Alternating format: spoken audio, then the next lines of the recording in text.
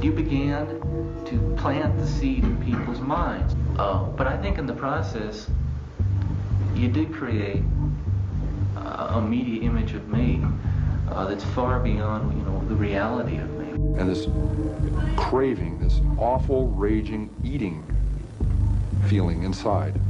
I could feel it consuming my insides. It was overwhelming me. Hello again, guys, and welcome to Serial Killing, a podcast. My name is Elissa Kerrill, and I am the researcher, the writer, producer, editor, host, all the things. And this podcast is where I cover all things true crime, not just serial killers, and that's perfectly okay. If you are into the entire story of these dangerous people, including childhood experiences and possible genetically inherited issues, the nature versus nurture debate, well, then you've come to the right place. That's what I do here.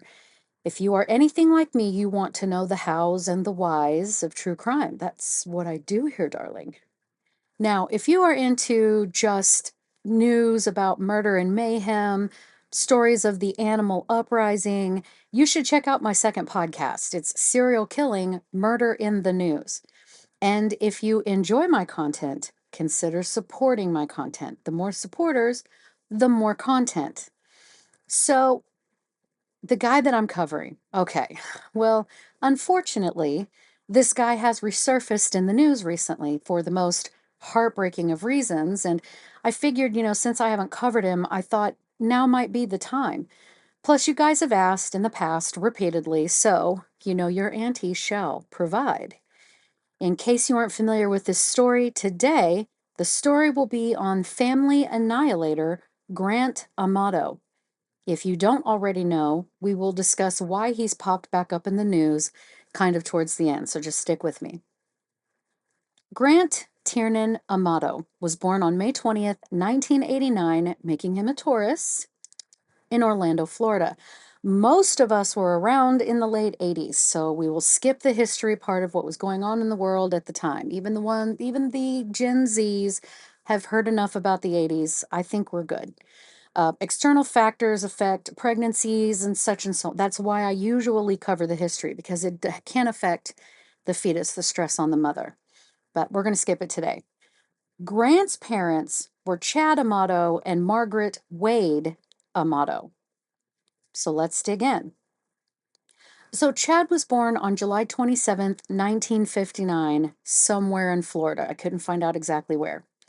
According to Chad's own website, which is still accessible, might I add, he said that he had a private elementary and high school education. It took a surprising amount of digging to find that he attended St. Joseph's Catholic School from when he started until the end of 8th grade. I think I interpreted it correctly. He then finished high school at Santa Fe Catholic High School and graduated in 1977. I could not find anything about his childhood other than the people that he went to school with all said that he was just a good guy. His father was also a pharmacist. Now, after high school, Chad initially went to college at the University of Florida in Gainesville to become an industrial chemist. He stated on his website that he didn't enjoy the perpetual solitude of a chemistry lab, and his father persuaded him to become a pharmacist or go into the pharmacy industry. Chad said that, due to his profession keeping him inside all day long, he thoroughly enjoyed outdoor activities like climbing, hiking, cycling. He stated he tried to not pay attention to mainstream media, and he loved classic movies. Based on how others talked about him, he seemed to be quite health conscious, both with his body and his diet. So Margaret Ann Wade was born on July 11th, 1957, some sources say in Florida, making her 2 years older than her future husband to the month. However, I actually was able to find a Seminole County Sheriff's Office report that stated that she was born in Walnut Creek, California, just east, I should say, of San Francisco. I was also able to find her Facebook page where she said she was originally from San Geronimo, California. So any sources that state that she was born in Florida are just incorrect.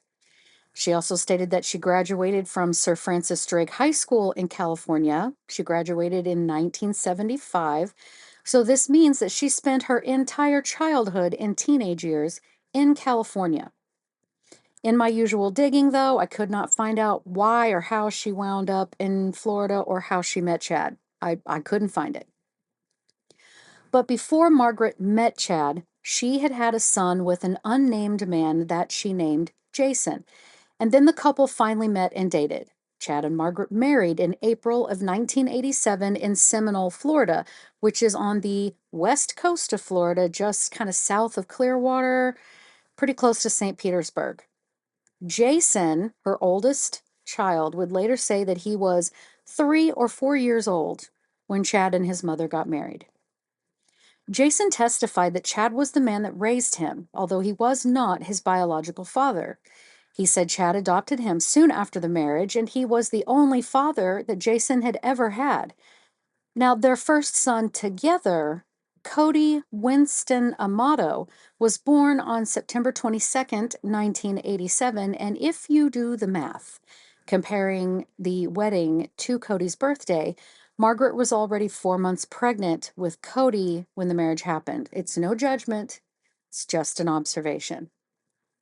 And the small family fell into their routine. Chad would, on his later website, call Margaret his soulmate. In fact, he said, quote, "I consider myself fortunate to have a soulmate of the same spiritual wavelength. She is the moon to my sun," end quote.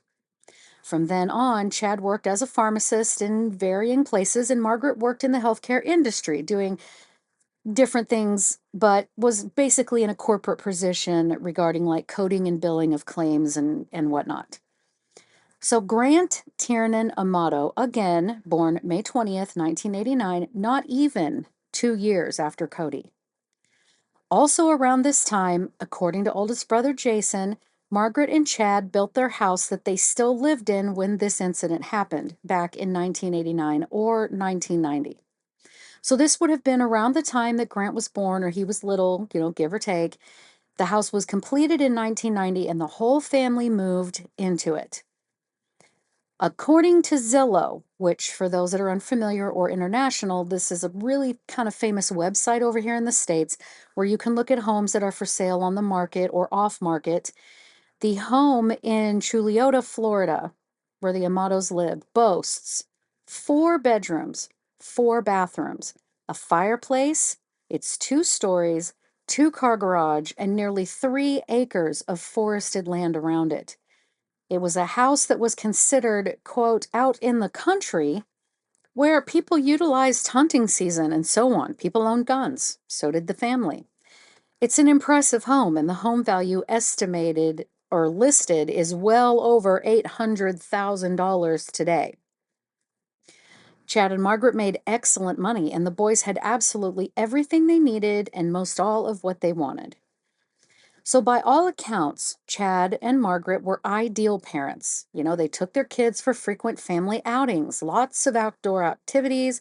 Jason testified that they had an actual game room with a lot of different board games and whatnot. And as the boys experienced their childhood, the parents, who were sports fans themselves, were happy to sign the boys up for football, baseball. They played games together just for fun, even as a family, board games, which I cannot stress enough. Play board games with your kids. It's super good for them. Oldest brother Jason would also testify that as close as the entire family was, they never really did have a lot of company come over like ever. They did have family friends with children, and those children would then grow up to say that the couple were some of the most kind-hearted people that they'd ever known during their childhood. But for the most part, they didn't get a lot of people coming over to the house. Now, I read that this was mostly due to Chad not really kind of enjoying outside people in the house, as home was his place of peace after being with the public all day. So as much as he wanted to portray himself as extroverted, it's very much giving introvert. So the boys got plenty of socialization outside of that, though, with school activities and sports and so on. So the boys also just played a lot together outside the house. Chad and Margaret also provided the boys with gaming consoles, PlayStations, and other gaming systems, computers, mostly when Cody and Grant were aging up a bit, but just really a very idyllic childhood for all of them. Both parents had fantastic work ethics and instilled that into their boys. Jason would also later testify that Chad was a meticulous man in most all things he did. And the way he described how meticulous his father was, or the examples he gave, indicated that Chad was also a bit rigid in his thoughts about exactly how things should be organized or timed. He was the disciplinary parent, but Jason said he and his brothers were never abused. There was no mention of abuse on any level, emotional, physical, but he did agree that Chad was stern. Actions had consequences, which I personally think parents need to remember quickly. What was mentioned was that Chad and Margaret argued on occasion, but at some point during the boys' childhood, the couple very briefly separated. Now, for the life of me, I couldn't find out the reason, and I dug, but they were able to work through their issues. They got back together, and that was that. It happens. Grant and Cody were said to have a very typical brother sibling rivalry when they were quite young. They loved each other, but were also fiercely competitive and did fight with each other. Nothing intense, nothing crazy, of course, just typical brother stuff. But as they got older, Grant only just on the other side of puberty. They grew very close. The sibling rivalry was over. Cody began lifting weights for a school team, so Grant joined him and they competed. With each year in high school together, the brothers became inseparable. They really did absolutely everything together. And Grant would later describe his relationship with his barely older brother, Cody, as being bonded, a brother bond that some people just don't understand.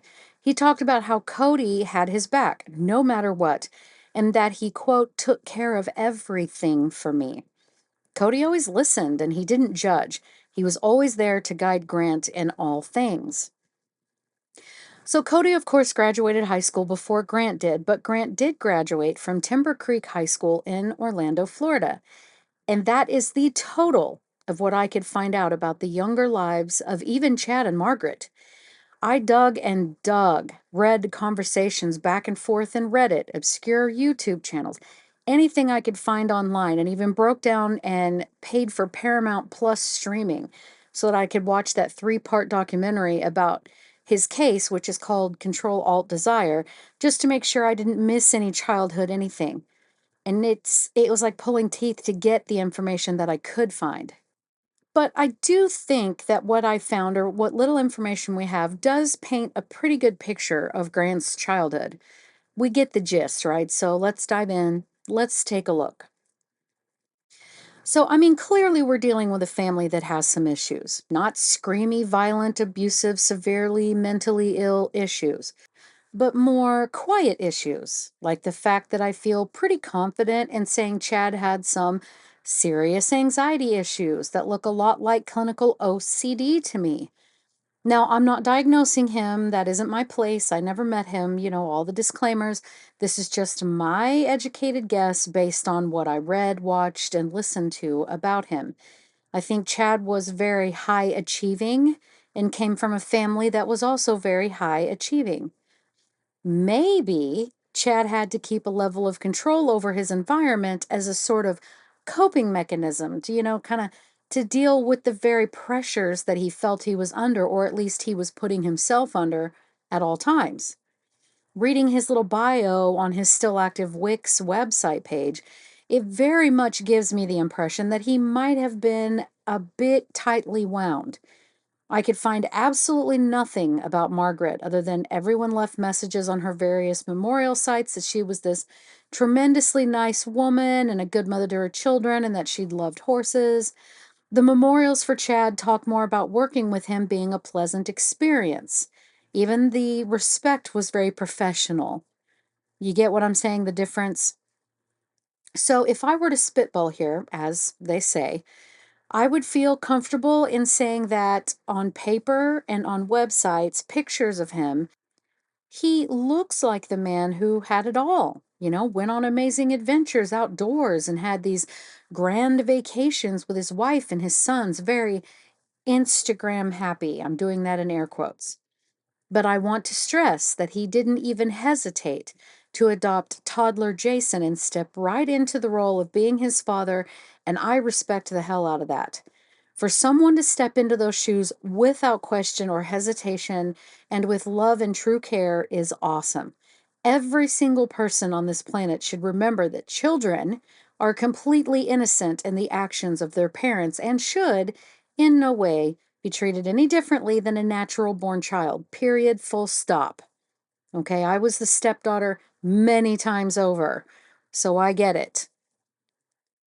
But Jason testified that he was quite close with Chad and that he had been the only father he had ever known. He admitted his father was particular about things, but that he had been a good father all the way around. So, Grant is born into privilege, more so than most of us will ever understand. They weren't filthy rich, but they were wealthy. He always had his own room with a big closet. He only had to share a bathroom with his brother Cody. Several TVs throughout the house, very nice belongings, name brand clothing, big and expensive family vacations, never missed a meal, access to video games, could join any school sport or event without hesitation. I mean, everything a kid could want. Grant himself fully admitted that his childhood was idyllic. He had the typical sibling rivalry with Cody, who was not even a full 2 years older than himself. So they were very, very close in age. But then when the Brotherhood hit the early teenage milestone, Grant and Cody became inseparable. And I feel that there is something there, right? Now, I've heard siblings talk about how much they love their brother or sister. Some get along so well that they don't ever want to be away from each other, and yet you don't get any creepy vibe from it. You just get that they are the perfect besties for each other and happen to be siblings, which make it even better, even closer. We all get it. But not with Grant. To listen to him describe his relationship with Cody, you get a really odd vibe from it. From around the age of 14, Grant seemed to become fixated on Cody. Cody went through puberty and was coming out the other side relatively unscathed. Everyone adored Cody. No one had a negative thing to say about him, ever, that I found. And Grant was careful to vocalize that his brother took care of everything for him, that he wanted to take care of his little brother. So one YouTuber said that she felt Grant became a bit of a tag along, but that Cody was okay with it. He accepted it. But I think that Grant realized by the time he was 14, such an important and pivotal age for most all boys, Grant realized there was something missing inside of him. He didn't know what it really was, but I would wager that Grant, around that time, became aware that something about him was different or a little off. But he didn't have to worry about it when he was with Cody. I get the sense that Cody realized it too, maybe not consciously, but he knew, I feel, and he tucked Grant under his wing to help guide him the rest of the way through.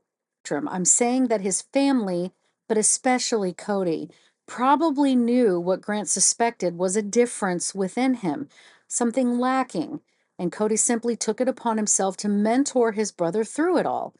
I could, of course, be wrong, and I would accept that gladly, but it certainly rings true to me. So then it makes sense, then, really, that Grant and Cody did everything together. Due to Cody sticking so close to Grant, it would be as though Grant would want to mirror everything Cody did, everything that Cody was. They looked so much alike anyway, and I'm sure they were told that on repeat. In the personality and thinking areas that Grant lacked in, he could watch and mirror Cody because everyone seemed to be comfortable with Cody. You see where I'm headed, right? But again, this is just all my thoughts. And while the family was still obviously close, I would also feel at least moderately comfortable in suggesting that Chad sensed this kind of difference in his youngest son as the others would have, and this might have made him a little anxious for Grant. But we will swim over in that deep water on the deep end a bit later. In summation, I believe Chad to have had some anxiety issues, and he attempted to control his environment to help manage this, not in a mean or explosive way, but it still would have been something to deal with. But Chad and Margaret provided a privileged lifestyle for their sons and were good to them and loved them very much. Now, we don't have enough information about Grant as a child to determine any emerging behavioral patterns. But once he was beginning to come out the other side of puberty, I feel that he recognized that he was different. So let's get back into the story. After high school, and at the encouragement of their parents, Cody decided he too wanted to go into the medical field, and Grant said, yes, absolutely, let's do that. And the brothers both signed up for a nursing program at the University of Central Florida. And they did well, of course. And then Cody, they, right, decided to study further to become nurse anesthetists. Try saying that 5 times fast. But these are nurses that administer our anesthesia before surgery and other things. We love our nurses. Shout out to my beloved nurse listeners. I looked it up, and according to the all-knowing Google, they can make upwards of nearly $200,000 per year, and that is impressive. And Cody was doing very well, as we would expect, but Grant, not so much. And while I couldn't find any exact reason, I think we can assume that the cracks were beginning to show, and having to stay that focused on his studies for that kind of delicate job, he just couldn't do it. He dropped out. Cody graduated and became a nurse anesthetist. In their downtime, the brothers were super interested in paintball and would go play with a group of Cody's friends. Wherever Cody was, Grant was also. Some of their peers thought that it was kind of weird that they were so inseparable, and not all were very big fans of Grant either, but who's to judge two brothers that are also the very best of friends? It does seem ideal, right? Both Cody and Grant loved online gaming and would build gaming towers from scratch themselves. It's not as difficult as the sources made it out to be, but then again, I'm also a nerd, and I have done that. But anyway, they pondered their future lives together. They decided they wanted matching BMWs and, all the things. And it was during this time, while Grant was reflecting back, that he described Cody as his life partner, his soulmate. Again, sources jumped right on that and tried to make it sound tawdry and cheap. But I think, again, that Grant meant it like any of us would describe our very best friend that we love as much as family. Ride or die. You would do anything for your person, and it isn't sexual in nature. Cody kept Grant close to him. He, again, tucked his brother under his wing and had him with him at all times because, in my opinion, he felt that that was the right thing to do. Cody absolutely loved his younger brother, and why not just have him with him all the time? The brothers also continued to live at home with their parents, and why not? I read that Chad was happy to have the boys still at home as they were already adults, and he could kind of keep a better eye on them for his own anxieties. And we know Margaret absolutely loved having her boys around. And side note, Jason went on to college and was doing his own thing by now. He was not living in the childhood home anymore. People like to question the living situation, but my research told me that Chad and Margaret were buying a home in Tennessee to eventually live their retired life in, and the boys were just going to keep the house. I really don't think it's any more complicated than that. But I also think that Grant wanted nothing to change. Nothing. None. So Grant wound up being expelled from his nurse anesthetist program due to what he said was an argument he got into with a supervisor. And it was heavily implied that Grant had expected Cody to step in and convince this supervisor that Grant should be allowed to finish the program and to make everything okay again. That was Cody's job after all, right? Cody had always stepped in and helped Grant with everything, so why wouldn't he fix this too? Except Cody didn't.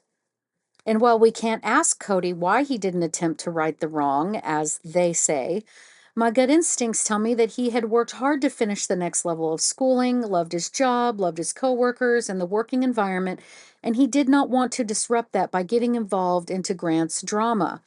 And maybe he suspected that Grant had in fact been at fault, drop out or expelled. The sources differed, but regardless, he was not studying that anymore.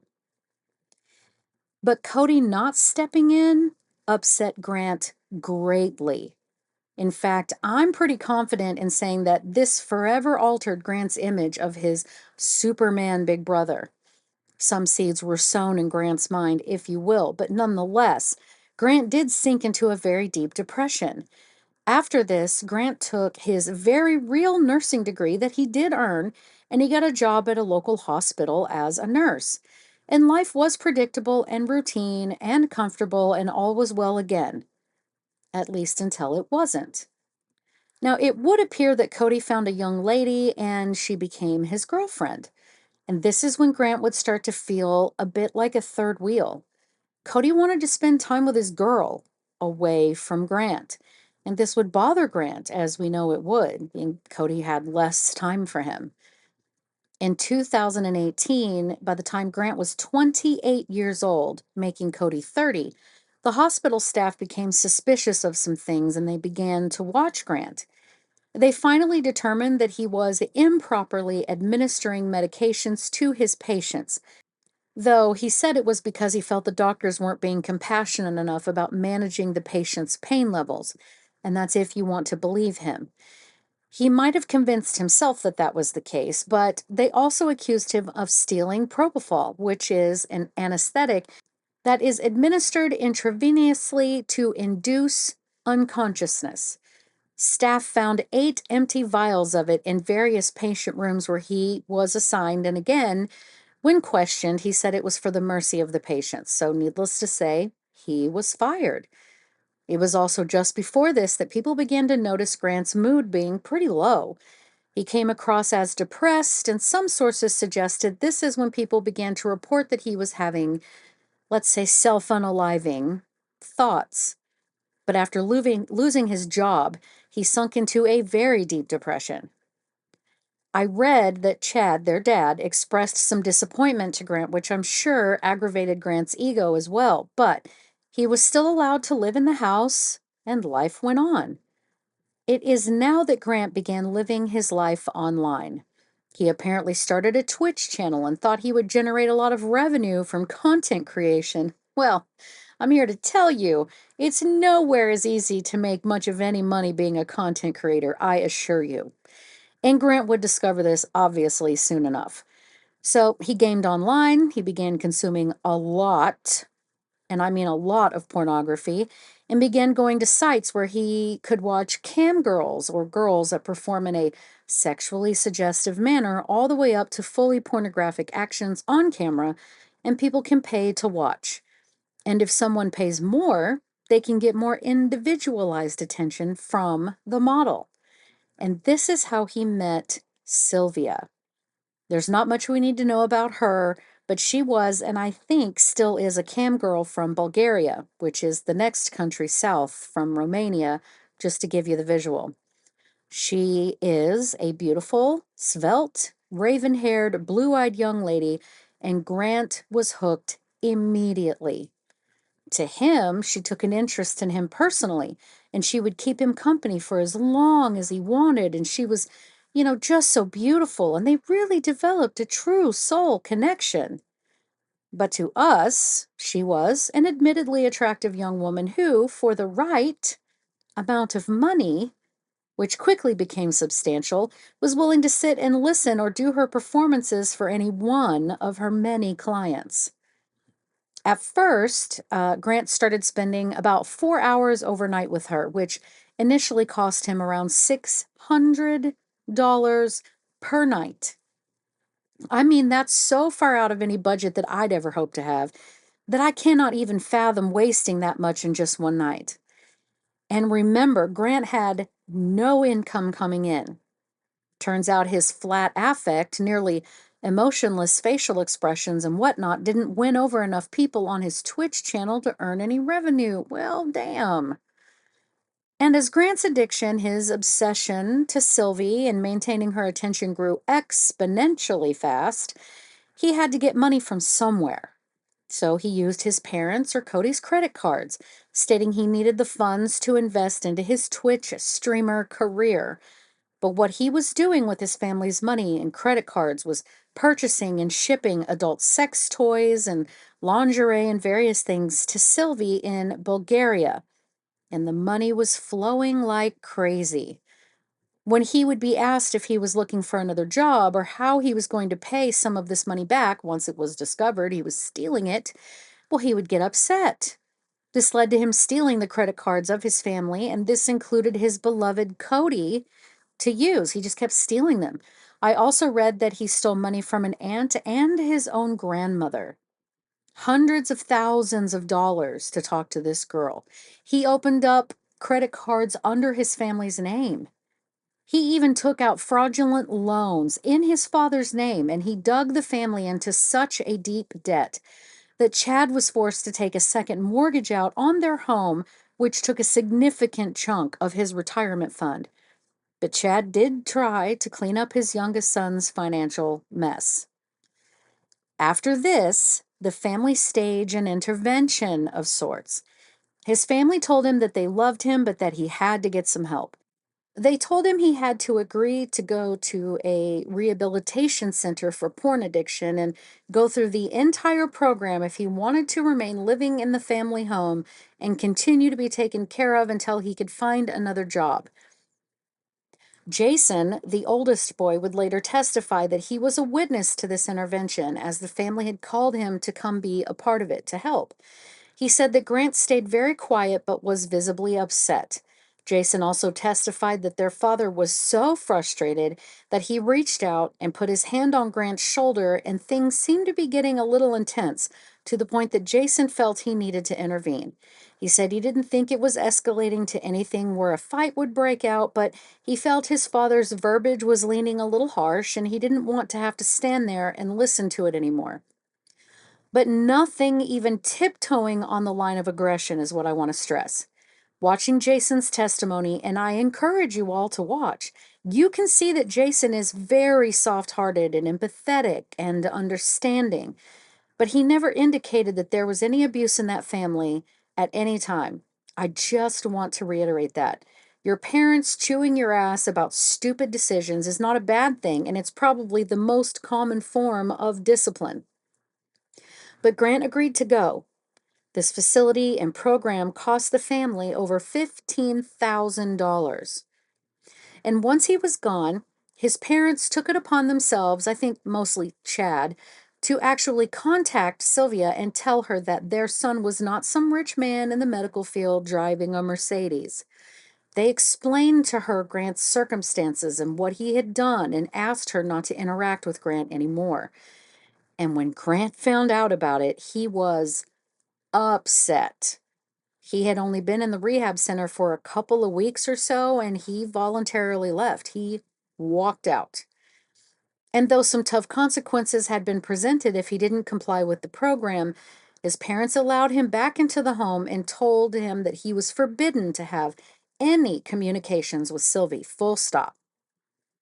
Not long after, Cody could clearly see that Grant was miserable and decided he would take Grant with him on a trip to Japan because the young men had always wanted to go. They loved the whole culture, they were big into anime, like all of the things.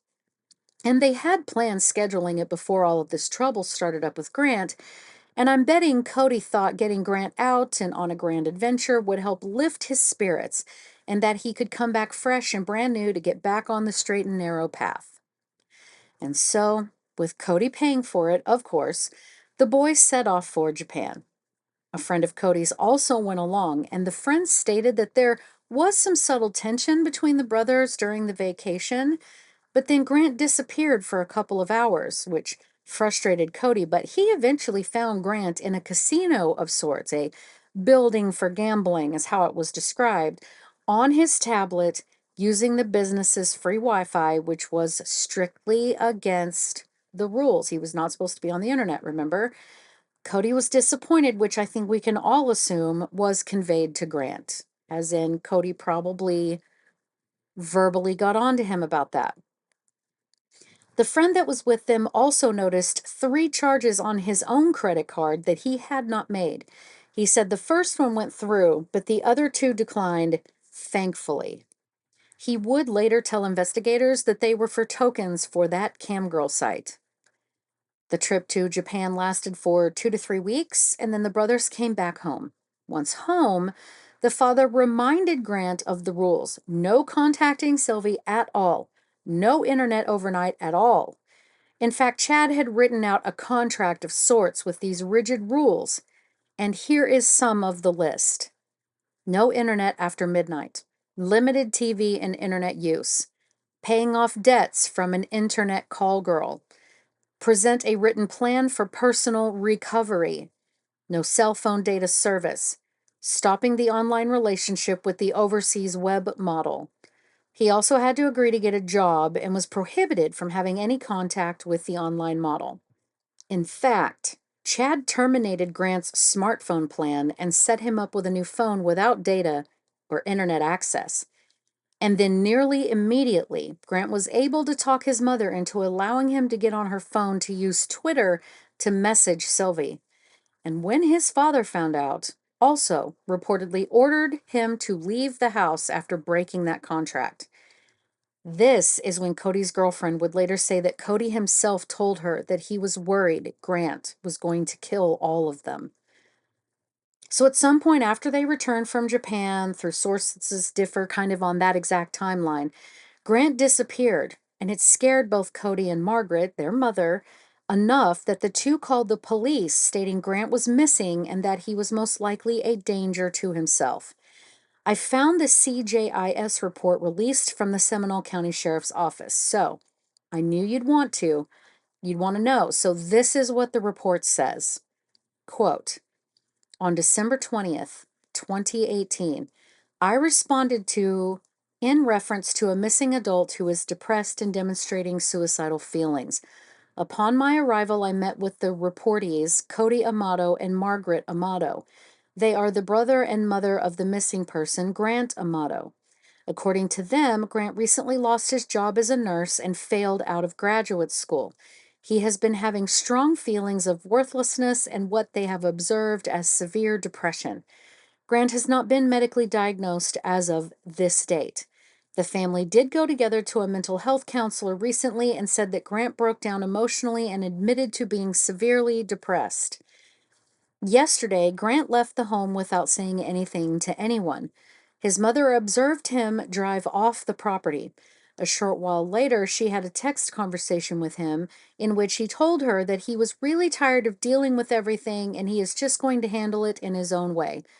Both Mrs. Amato and Cody say this is so out of character for Grant that they are 100% convinced that he will try to harm himself. Grant has access to firearms and owns firearms. They are not sure if he has taken any of his from the house, as they aren't sure of his inventory. Mrs. Amato did remove one from his vehicle prior to leaving town. However, when she returned home 2 days ago, Grant told her that he knows that she took one out of his car, but she doesn't know that he has another in the car. Cody Amato has been able to monitor Grant's SunPass account. So, sidebar, a SunPass account, I think, is like a toll. We used to have toll booths where you had to pay to ride on the road, and now they just have these like passes that electronically sense you going through the toll. I'm pretty sure that that's what a SunPass is, but please feel free to correct me. Back to the report. It says the last known point of SunPass activity was yesterday afternoon exiting SR 528 near I Drive. Grant has an iPhone and Cody has been in touch with Apple to see if he can get access to Grant's account or take over control of the account so that he can use the Find My iPhone application. Grant's phone carrier is Verizon. Grant was entered into FCIC/NCIC as missing under endangered status. There is reasonable concern for his safety and mental health at this time. On December 21st, 2018, I received a phone call from the SCSO teletype operator. She advised that Grant was located in Apopka, at his grandmother's house by Apopka police. I was put in touch with Officer Remillard with the Apopka Police Department. He said that he responded to a suspicious car near when he ran the tag. He received the missing person alert for Grant. He was able to make contact with Grant and made an evaluation of him that did not indicate a need for psychiatric evaluation. Grant told him that he just needed a break from his mother and that he had no intention of hurting himself. And the fact that he mentioned only a break from his mother, I think, is interesting. But back to the report. Based on Officer Remillard's observations of and discussion with Grant, there are no longer appears to be a concern for his safety. Grant was removed from FCIC NCIC as missing. This report has been inactivated. End quote. So that was the whole sort of spelled out report. I believe this to have happened before the Twitter incident and Chad ultimately ordering Grant out of the house. And this was finally kind of what pushed Grant over the edge. He filmed himself leaving a message for Cody telling Cody to, quote, do it and not let anyone touch his belongings. It leaves one feeling as though he was beginning to set Cody up for what he himself was about to do. On January 24th of 2019, Margaret, who worked remotely from home, had ceased any computer activity at 4:44 p.m. The activity stopped because Grant entered the home, walked up behind his mother while she was working at her desk, pointed a gun at the back of his mother's head, and shot her. She was later found slumped over her desk, dead. And then Grant sat and waited for the next family member to return home from work. Sometime between 5 and 6 p.m., Chad Amato returned home from work, carrying his now empty lunchbox. While standing in the kitchen, Grant shot his father twice in the head. Forensics would later say that Chad didn't die immediately and actually moved his body a small distance across the kitchen floor before passing away. The photo of him sprawled out on the kitchen floor with his open lunchbox lying not too far away from him is haunting. And then Grant sat and waited for the last family member to arrive home. Grant would have to wait about 4 more hours, again in the same house with his parents' dead bodies, making Cody get home from work around 9 p.m., give or take. As Cody came into the house from the garage, I believe Grant shot and killed his beloved brother. Cody was found nearly in the fetal position, just in a pile on the floor. I mean, just within the doorway where people dropped off their shoes. Then randomly, Grant left a different gun near Cody's body, as if to stage the scene to suggest that Cody had murdered his parents, and then himself. And at some point during this, Grant took his dead father's thumbprint and used it to open Chad's phone and proceeded to transfer even more money to himself. So just take a moment and absorb that. He shot his father in the head twice, right? Would have most likely watched his father drag himself a few more feet away, then took his father's hand and phone and unlocked this man's phone with his own thumbprint while his father was bleeding out from his head. The way he murdered his mother and his brother was stone cold in the first place, right? But this speaks volumes about how very little compassion he had for his own father. Once Cody was gone, Grant staged the scene, though barely. It was not much of an attempt, and then he left. He checked himself into a hotel room. So the next day, Cody's absence from work was, of course, immediately noticed, and they called the police for a welfare check. Now, this makes me feel like Cody had also expressed some possible concerns about his brother's mental state at work. I mean, it's not incredibly common for coworkers to just immediately go to that extreme after one person missing one day of work. But regardless, the police went to the house at just after 9 a.m., entered the residence, and announced themselves to no response. This is when the bodies of Chad, Margaret, and Cody were found murdered in the home. Grant was located at the hotel the next morning when his car was spotted and he was taken in for questioning. He, of course, denied having anything to do with the murders, even when they sent oldest brother Jason in to talk to him. The police interview and the chat with Jason, all of that are easily found on YouTube. But Grant stayed completely straight-faced and flat, just deny, deny, deny. The trial started that next summer, and Jason testified against Grant, which was incredibly hard for him if you watch his testimony. He was ultimately found guilty. It was obvious for all of us, but in order to get the death penalty in Florida, that decision has to be unanimous, and it wasn't. So he was given a life sentence without the possibility of parole. When asked if he felt remorse, Grant responded with, quote, "My family has been blaming me for months for ruining their lives, stealing and not following the rules of the home, so I might as well be blamed for this too." End quote.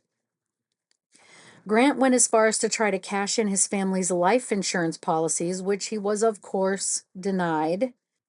Jason went on to say, quote, "Though they are gone, I want everyone to know that Chad, Cody, and Margaret were amazing people." End quote. So before we get to the recent update, I want to take a second to reflect on this, okay? Grant went out of his way to try to push the narrative that his father was just an all-around asshole, and I'd like to clear that up. Now, I've covered a lot of cases over the past 6 years with this podcast and many, many more before I was even writing them and covering them. I've been studying this shit since my early teens. Okay? I will say that there is a huge difference in what abuse some murderers have endured from their parents or their fathers and how Chad treated his wife and sons. Huge difference. I don't think Chad was perfect, nor do I think it was a good time when he got stressed out due to his anxiety issues. Do I think he crossed lines of impropriety or abused his wife and children? No. And everyone that knew him agrees. I began digging to see what the court-appointed psychiatrist labeled Grant with, but, to my surprise, there really wasn't any information. They all agreed that he was displaying legit symptoms of depression and suicidal ideation, but nothing further. And this is really kind of fascinating to me considering all of the quite obvious information. So here's what I think, which in no way is any official diagnosis at all. Just my observations. He comes across as having a very flat affect, meaning that he has a very obvious lack of emotional range showing on his face. Permanently unimpressed is kind of how I remember it. So, what kinds of mental disorders or issues display this flat affect? Well, we have depression, of course, which he has been said to have had. I'm not debating that. That's fine. Also, schizophrenia, which I think we can rule out. Bipolar disorder, which we can put a pin in. PTSD, which I feel comfortable ruling out as well. We have autism spectrum disorder, which can also present that way, which we can also put a pin in. And then we have schizoid personality disorder. Put a pin in that one as well. Now, I don't believe him to be bipolar, have one or two. I just don't see that in his behaviors. I just don't see the cycles. Could he be maybe on the autism spectrum? Well, that is a distinct possibility. We just don't have enough to really say for certain, but it certainly wouldn't shock me if it came out that he was. So, what about schizoid? Well, it's interesting. Let's look at it. So, schizoid personality disorder is characterized by a pervasive pattern of detachment from social relationships and a limited range of emotional expression in interpersonal settings. Individuals with SCPD often prefer solitary activities and experience with little desire for close relationships, even usually with family members. They may appear emotionally cold, detached, and indifferent to both praise and criticism. And read a lot of description about him being pretty indifferent to praise or criticism. So we have Grant, who had begun showing some signs, in my opinion, of being a little bit different, or at least I feel he became cognizantly aware that something about himself was off and he was going through, or as he was going through puberty. We never heard of Grant ever having a girlfriend, ever. We never heard of him having any of his own separate friends that weren't really connected with Cody in some way. I make the assumption that both Cody and Grant were told constantly that they looked so much alike or that they were twins and things along that line, that I think Grant recognized this, and the fact that his brother was more, quote, kind of normal presenting, he used Cody to mirror his brother's behaviors, to parrot him so that he could at least feel more normal. The only friend he ever had was his brother, who did take care of him. It would have been the path of least resistance to try to fit into a world that Grant just didn't. And then once he was out of high school, he continued to mirror Cody until the cracks began to show. Now, some might challenge my opinion, which I am always open to discussion, and say that he was just a narcissist. And I did entertain that for a bit too. But because he did show some entitlement issues, he did have kind of fragile self-esteem. The exploitative behavior is there, but I'm just not seeing the constant need for validation or the belittling of loved ones, he to them. It's his perpetual indifference up until actual, real consequences were slapping him in the face that speak the loudest to me. Again, I could be wrong, but I'm leaning towards schizoid personality disorder with maybe shades or flavors of narcissism. We see a boy who had a failure to launch. If he hadn't had Cody to kind of hold his hand and help him navigate life, he would have for sure been the middle-aged man still living with his parents and being a troll online. I mean, come on, I'm right.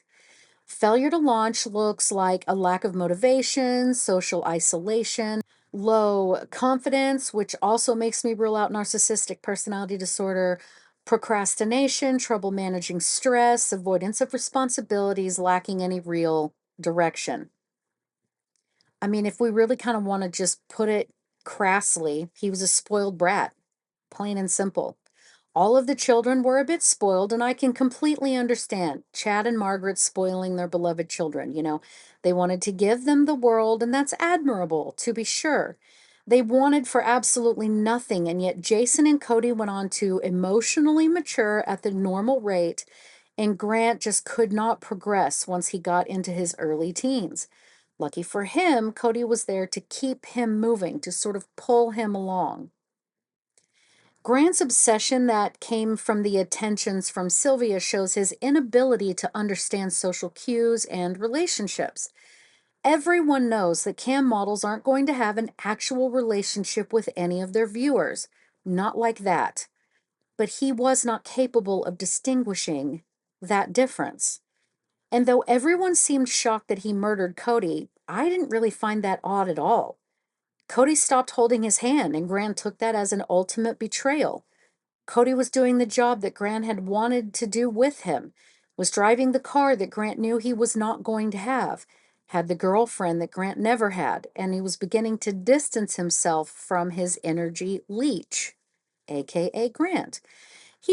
Now Grant could not have Cody moving on and away from him. I mean, Grant knew what that meant. And that's why Cody had to go. He had disappointed Grant terribly for a few reasons. He felt that his brother had been the ultimate betrayer. So the update is this. Now, most of you have heard about or heard of the Travel Channel's long-running show Ghost Adventures with Zach Bagans and Aaron Goodwin. Well, in recent years, Aaron had met and married a young lady by the name of Victoria, and they seemed to be a great couple. I followed Aaron on social media for years and years because I always felt like he was just a genuinely good guy. I started following him again. I don't even know why I wasn't anymore, actually. Kind of confused. But it turns out that Victoria began writing letters to Grant Amato in the Florida prison that he is in, and ultimately Grant got access to a phone, which is a huge no-no in prison, and he and Victoria would text each other. Well, Victoria would go on to profess her love for Grant and asked Grant to help her hire a hitman to murder Aaron while he was away on site for filming that show. She offered to pay Grant something like $11,500 to have Aaron killed. Aaron was worth nothing more than $11,500. It's insulting. It also came out that she had cheated on Aaron with numerous men, and he had known and had offered to let her have a divorce, which she refused, stating she wanted to work on their marriage. She just wanted to make it work, and Aaron was a good guy. He was willing to try. And as prisons regularly do, coming from someone who knows now, Grant's cell was thoroughly searched, and they found the cell phone and thus the text messages between Victoria and Grant, including the murder for hire plot. So Victoria was arrested. Now, Aaron stood up at the sentencing to give his victim impact statement, and guys, oh my God. His sobbing and his statement broke my heart, my black heart, the tiny little piece that's pink, broke it into a bajillion little pieces. I mean, it almost choked me up. Aaron was so utterly devastated and so innocently confused and horrified, and more importantly, he was still scared of her. She assured him that he was no more in danger from her. And I tend to believe that, but I get that he would still be scared. How on earth did Grant Amato pull that? How did she fall in love with him? He murdered his entire family. Does she think he wouldn't do it to her? I do not understand that whatsoever. And my heart absolutely torn to shreds for Aaron. But I don't want you guys mass following him and then leaving comments. I'm sorry to hear about this, Aaron. Like, he needs to heal. He needs to not be bothered about it. He needs to be able to let it go and move on as much as he possibly can. But if you want to follow him just because you remember, hey, yeah, I really did like that guy too, then by all means do it. I mean, he could use the support. He just doesn't need the language. You get what I'm saying? Let's not just constantly remind him of this. It's horrible. But it just goes to show that Grant could not care less. So that is the story for you guys this week. I have a bit more free time now with the new job settling in and just kind of getting into the new routine. So hopefully these will come out more often. Thank you so much for your patience.